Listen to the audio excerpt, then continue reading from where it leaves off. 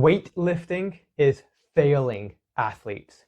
The barbell is the reason why you are hurt. It is the reason why your knees are remaining perpetually stiff and tight, the reason why you keep tweaking your lower back, and the reason why your shoulders are constantly blowing out.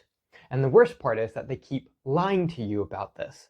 They keep telling you the only way to get strong is to keep loading the barbell. Make sure that you move through a full range of motion as far as you bloody can, even when it's obviously destroying your joints.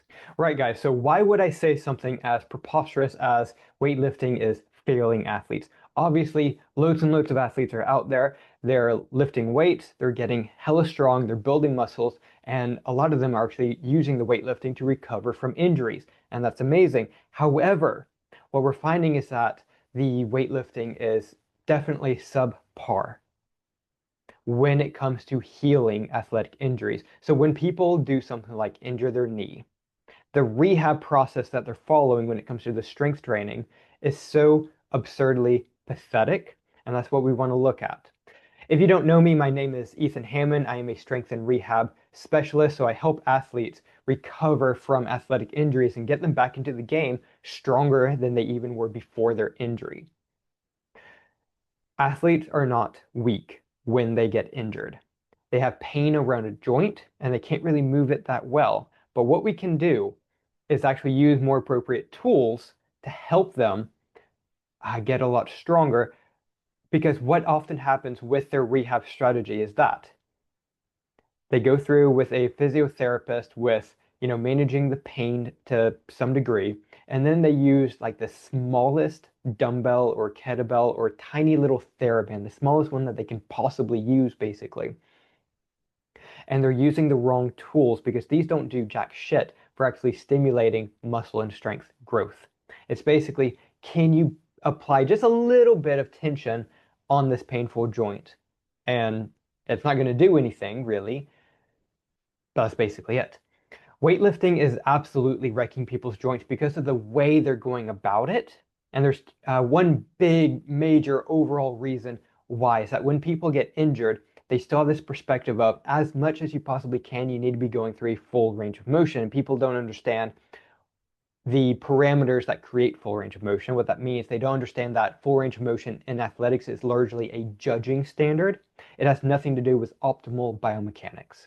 So for example, when we see squatting in like CrossFit competitions or powerlifting competitions, the goal, the objective that they're looking for is to get their hips just below the knees. Okay, so that if you're looking at them from the side, their thighs are slightly below parallel. Okay, does that make sense? So let's say that this is your thigh, this is just my light. If I get it too parallel, and this is my hip, this is my knee, I need to get the hip slightly below that. So I have this slight decline, okay? That's the judging that they're looking for, so that everyone is basically moving in the same sort of way, and this gives you a judging standard. But I like to contradict that a little bit, or rather, I like to reinforce that it is a judging standard, and people think that they need to go through this full range of motion in order to, accomplish a rep. Otherwise, it doesn't count. And that mindset is where people are really messing up. And most athletes are, in fact, destroying their bodies with the wrong type of strength training. They think barbells make them strong, when in reality, they're the reason that injuries keep coming back. And this is largely down to people not being able to adequately create tension and strength in full range positions. Oops. So I want to highlight something. You have to use your imagination for a couple of slides, and then I'll show this in video form. If I do a barbell squat, so imagine, guys, that I have a barbell on the back of my neck or on the front of my shoulders, either way, back squat or front squat. Let's say, just for the sake of example, that there's 100 pounds on it, about 50 kilos or so. This orange line represents the load, okay? So if I'm going through the squat, let's say I'm doing reps, the load is always basically the same. It's always going to be, 100 pounds at the bottom of my squat, 100 pounds at the very top, okay? But there's a biomechanical thing going on here, which is that when I'm at the very bottom of the squat, which is this side, that's where my joints are at their peak in terms of having to create tension and torque to come up against that load. When I come up to the top of my squat, that's when there's the least amount of torque and stress on the joints. What does that mean? The bottom of your squat is your weakest position in the squat. The bottom of your deadlift is the weakest position of your deadlift. The bottom of your bicep curl is the weakest position in your bicep curl. So if you have to go through full range of motion, so let's say lifting from, your elbows locked out, or going ass to grass, or picking up a barbell from the floor, and let's say that we go to max out on these movements, what we're saying is that you can only max out in your weakest position. We can only max out what you can pick up through your weakest position. Does that make sense? Okay. What we understand is that traditional weightlifting in this way, it loads you the heaviest in your weakest ranges of motion.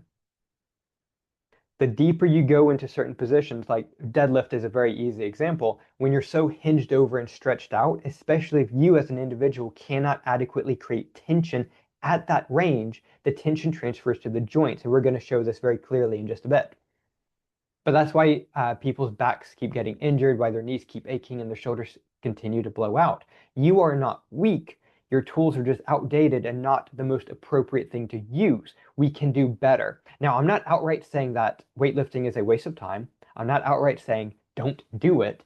I'm saying that we need to understand the context here and that there are better tools for developing actual strength by applying more force on your muscles.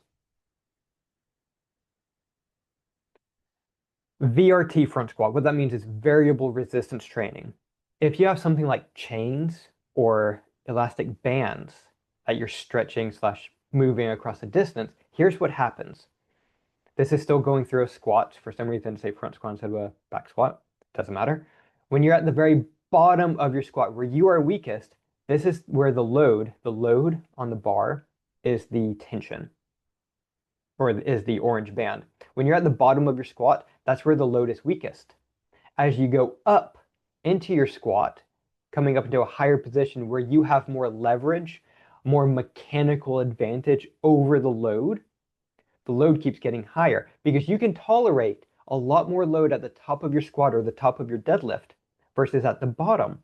So if we can stimulate more tension as you go up into the top position, you can stimulate a lot more force on your muscles. That creates a lot more muscular engagement, which means that you get greater fatigue.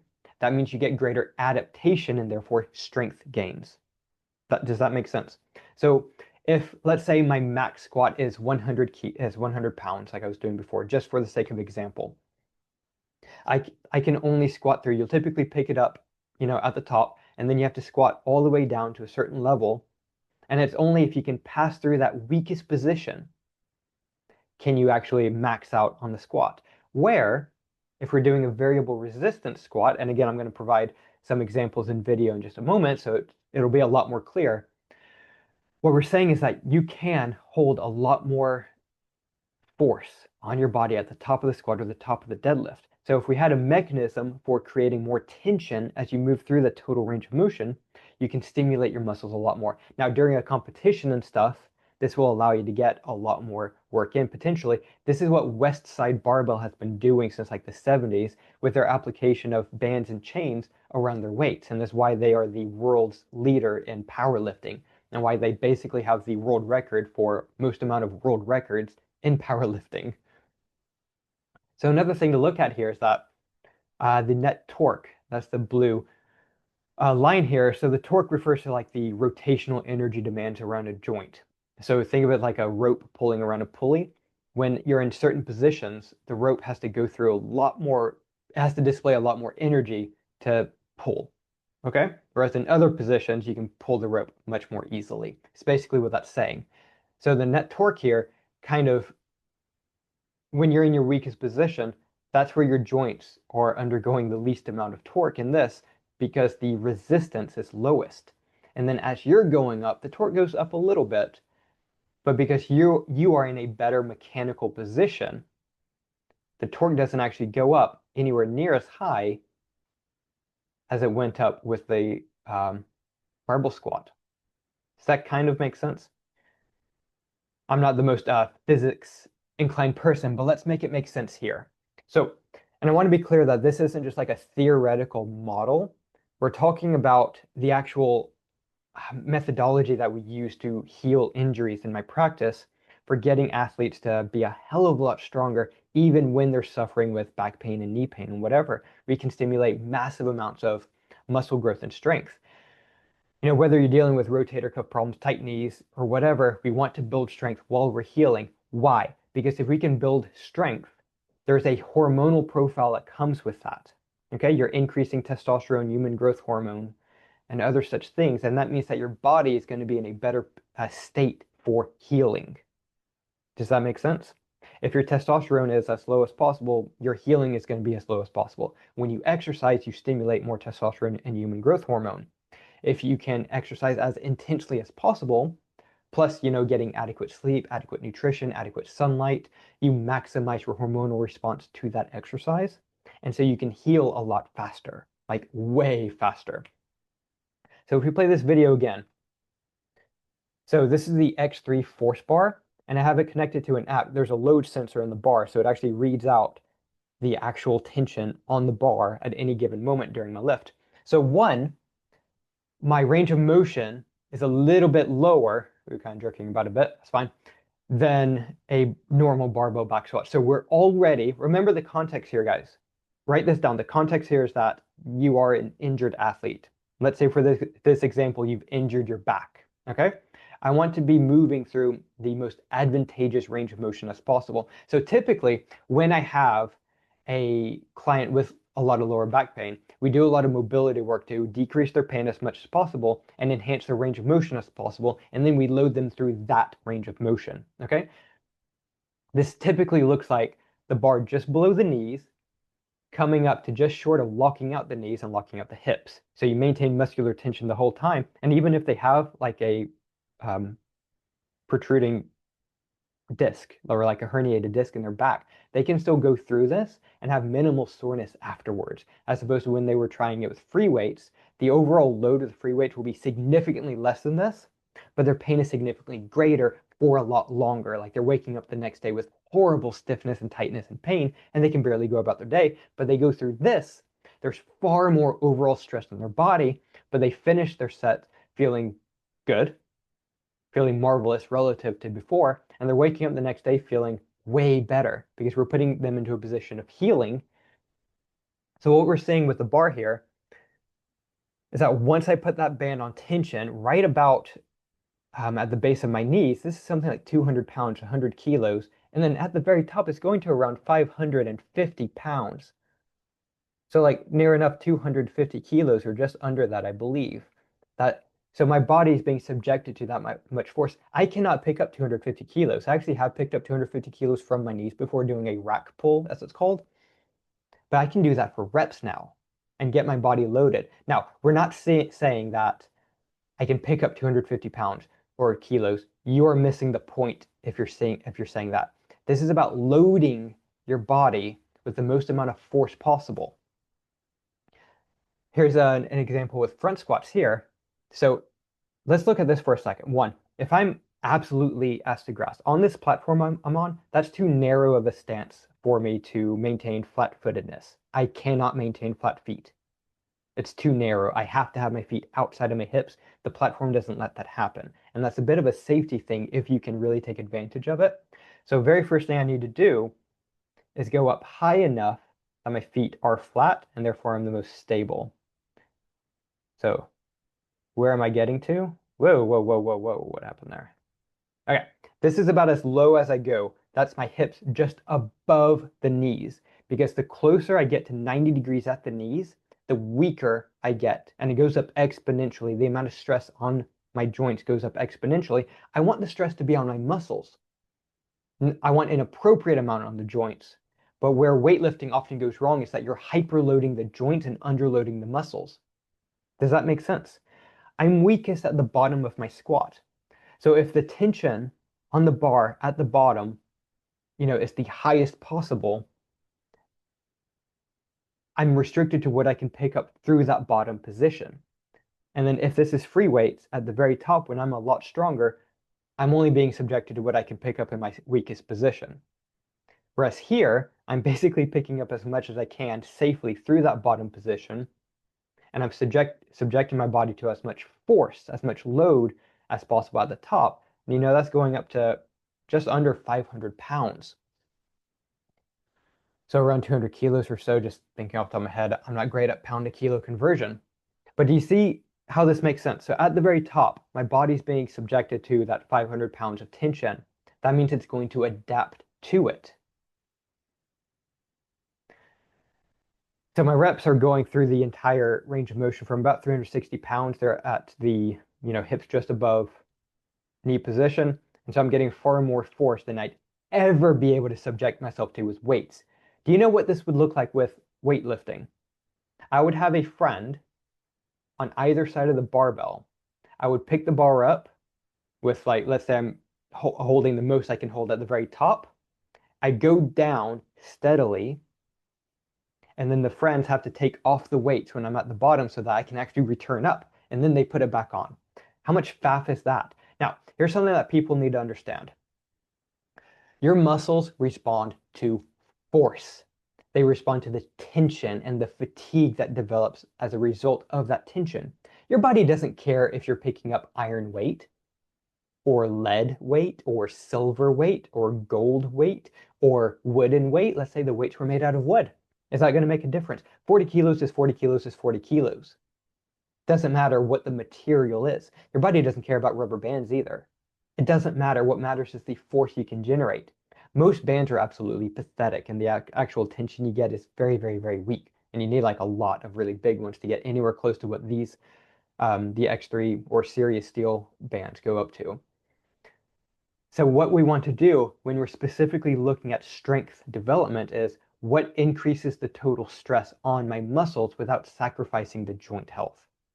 Because what happens to a lot of people, and especially in sports like CrossFit, where you're prioritizing intensity and speed and full range of motion, is that I can tell you for a fact that as a CrossFit coach of about 10 years now, people don't give up and give out because of muscular fatigue, but because of joint fatigue. Their elbows give out, their knees give out, not their quads and their thighs typically. That's of course context dependent. So the greater force you can subject yourself to, the greater muscular engagement, the greater fatigue, the greater adaptations. And that's what, leads to the strength and muscle development. So let's go through another tip here. Not locking out the joints and having this sort of restricted range of motion. So we're going to shift back to me in full screen.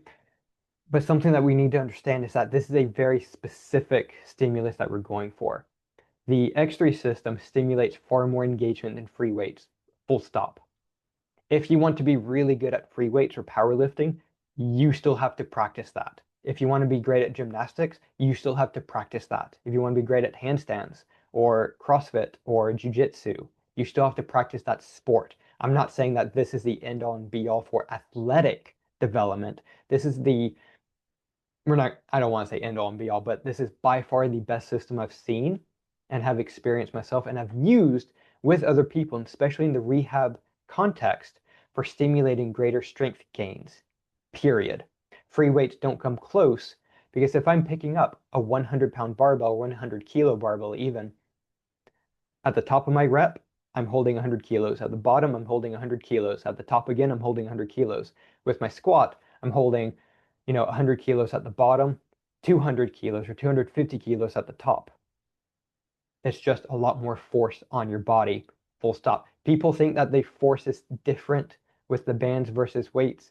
Not really. It is slightly different in that the free weights will have a little bit more of a wobble to them, whereas the bands are anchored down to the platform that you're moving against. It is slightly different. It is a little bit more stable and secure. So it's kind of like how free weights have a little bit more of stability development than machine weights, where the machine will kind of hold you in place and will help you create stability for you. Does that make sense? If not, it will. Just think about it. All right, so let's talk about the full range of motion thing. So this is pretty easy to understand. If I put my arm up like so, about 90 degrees or so at my elbow, flex your bicep. Like you do this with me. This won't make sense unless you feel it. If I have my elbow bent at about 90 degrees and I flex my bicep, I can create a lot of tension. And not just in my bicep, but all along my forearm, my triceps, my shoulders. It's like maximum engagement. If I go in a little bit further, I can create engagement, but not quite as much, okay? If I go outside that 90 degrees, same thing, I can create engagement. There's nowhere near as much power in my bicep. What about if you completely lock out your elbow, completely straight, even slightly hyperextend the elbow if you can, if you have that much range of motion. Now, flex your bicep, create tension there. You can't. It is like the most minimum amount of tension possible in your bicep. So if I'm doing bicep curls, let's just assume that my arm is down. I'm picking it up. If I have to lock out my elbow at the bottom of the rep because only that counts as a rep, which is stupid and made up and arbitrary. It does not have to be like that.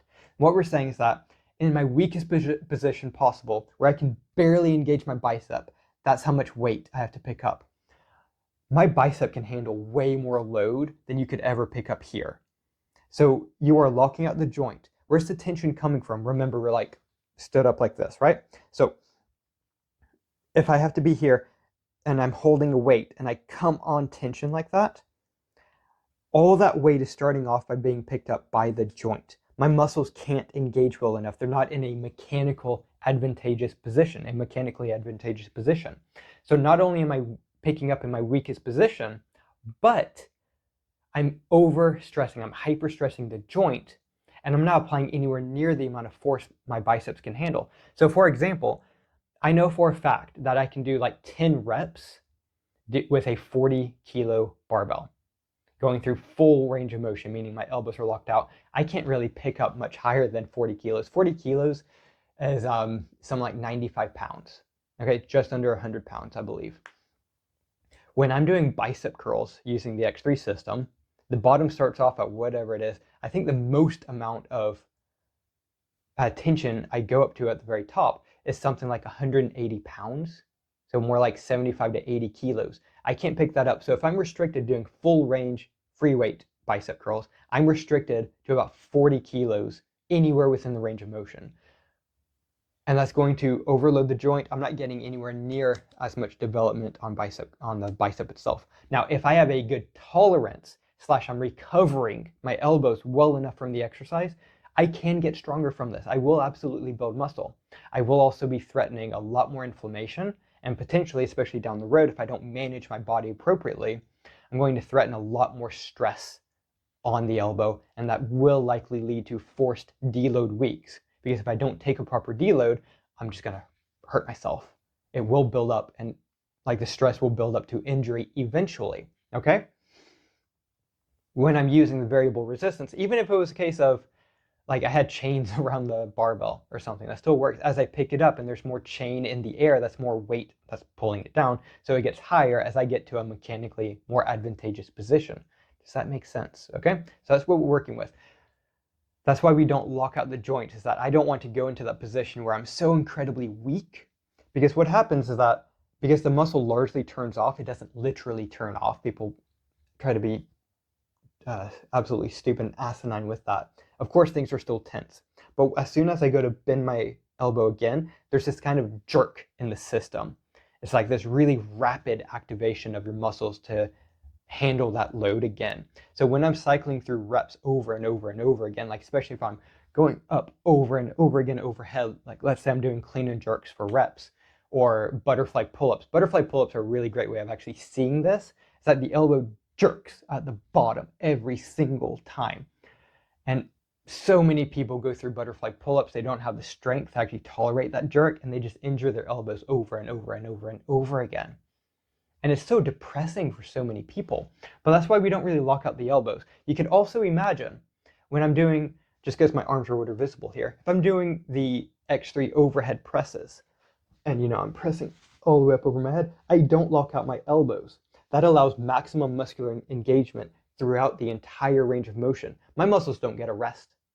You're constantly engaged throughout the entire range of motion. Let's say that the force at the top is significantly high, my elbows slightly hyperextend. So if they go to this point of extending out, well, where's my elbow going? That way. Where's the weight going? Now slightly behind the joint. Same thing can happen with your knees as well. Does that make sense? How if the force is high enough, like the squats, the deadlifts, they go up over 500 pounds. If my knees are locking out and slightly hyperextending, they're going slightly back, that force is going straight down. They can, in fact, bend the other way. And I don't want to be threatening something like that. It's pointless. There's no reason to threaten that. And when you're accustomed to a system like this, when it comes time to do a competition in like CrossFit or something, your joints are going to be way healthier and way stronger for actually putting up with that load. And so what I find with my athletes that you don't actually need anywhere near as much like high intensity training in CrossFit. It can be more of the X3 as the dedicated strength work. Then you do skill work for your CrossFit movements, and you only have to do like periodic workouts to make sure you're really keeping your engine developed and developing, getting stronger and stronger. But you don't need to go with, if you add in the strength training for CrossFit, not the X3, but like typical CrossFit style strength training, that's just going to overload your body. And a lot of people don't make it out of that very well after a few years. And it's like their body is just degrading. How many of you people are saying, in 5 years, my body's just going to be ruined? Exercise is something that we do for health. That means that exercise should not be taking away from your health, your joint health or otherwise. So I hope that makes sense about why we kind of restrict the range of motion. That's specifically for the strength training. Now, if you still need to be really good at, full range of motion pull-ups, we have to keep in mind that that is a skill. When it comes to the exercise, there's a difference between skill training and strength training. If you prioritize healthier, much better quality strength training, the skill training will be much more sustainable. It'll be a lot easier on your body to recover from, and you don't need nearly as much of it. I'll give you an example. When I got started with the X3, I was just learning how to do muscle ups. So muscle ups, if you're unaware, it's like if I'm hanging from a pull-up bar, I can kind of like swing myself a bit and come up over the pull-up bar and do a dip at the top. Okay? And I could do like 2 or 3 at a time if I was lucky. I dedicated myself to the X3 for about 6 months, just doing like the standard program. And I did kipping practice, so learning how to swing really well underneath the bar and working on getting hips up to the bar. I otherwise did not practice muscle ups. 6 months I did that. In the 6 months, I suddenly say to a friend, hey, here's my camera. I'm going to go for max reps muscle ups. Record me. I did 12 without actually practicing muscle ups. It was just having that force, that strength development through like my ribs and having more pulling strength in this kind of way. And that's not even an X3 movement. It's just like practicing the bent over rows and overhead presses and stuff in such a way that it's creating a lot more strength all around my shoulders. So here's the system, guys. This is what I use. Very general overview of my system, but basically we have joint safe strength, so variable resistance that matches your body for whatever position you're in. And there's a lot of nuance to that. It's not the same for every movement, for example. I just provided the squat and deadlift primarily because those are much easier for people to understand, I find. Daily mobility work to make sure that we are restoring mechanics, so like joint mechanics, joint movement, and pain-free movement. And accelerated recovery, making sure that our nervous system is nice and calm because a stressed nervous system does not heal. Right? If you are stressed out, you do not heal anywhere near as fast. Make sure that your circulation, your blood flow, which carries the oxygen, the nutrients, the hormones through, so you heal a lot faster as well. That's your immune system. Put those together, and you don't just come back from an injury, you come back stronger than before. And imagine training like the athlete you actually are, and not like the broken athlete so many of you have been told to accept. How many of you have been training for years and years and you've just decided, I have this back pain, I have this shoulder pain. That's just who I am. I am the athlete with shoulder pain. You don't have to be. You just need a system and a strength system, a rehab system that actually works to take you back to normal. So encouragement, stop training wrong, start training smart. If you want a little bit more like specific help for you as a specific athlete, DM me. Send me a comment or a private message. Tell me that you want an MOT. If you're outside of the UK, that probably doesn't make any sense. But like a general mechanical checkup is what we mean there, to fix your weak links. Be sure to subscribe for more strength and rehab strategies. I'm going to be working on uploading a lot more content to provide value for injured athletes to get you, as strong as possible.